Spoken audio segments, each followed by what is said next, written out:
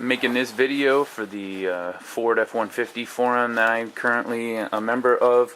I'm helping, or at least trying to help another member who has a 4.9 liter straight six with a miss.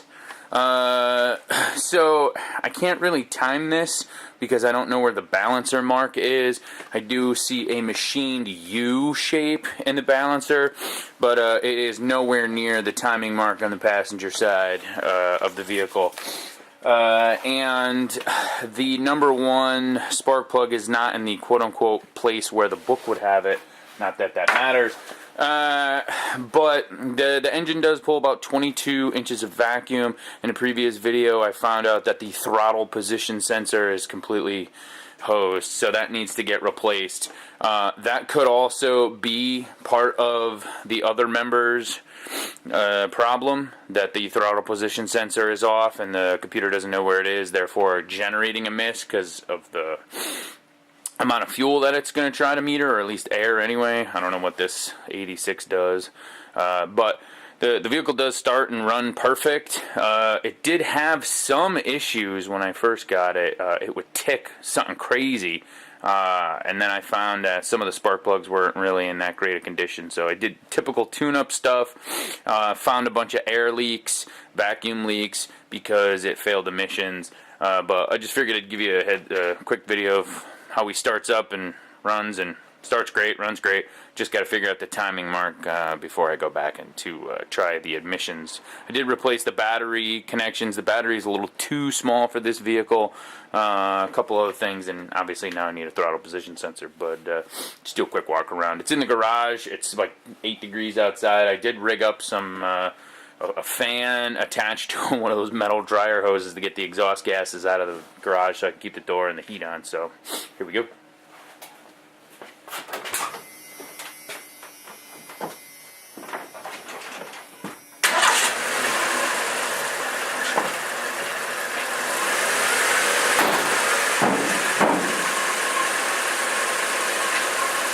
So it starts right up. I got it to idle at around 600 RPMs. However, you can hear that surge. I think half of that is the throttle position sensor, meaning it doesn't know where it is, so it's kicking the idle air controller either up or down to give it a little bit more gas. Like I say, OBD1 is not really my strong suit. It's super clean. I've had this truck for about a month. I did replace the fender, the hood, the tailgate. I have 2 doors and another fender I'm going to replace. That buzzer needs to get cut because that's annoying.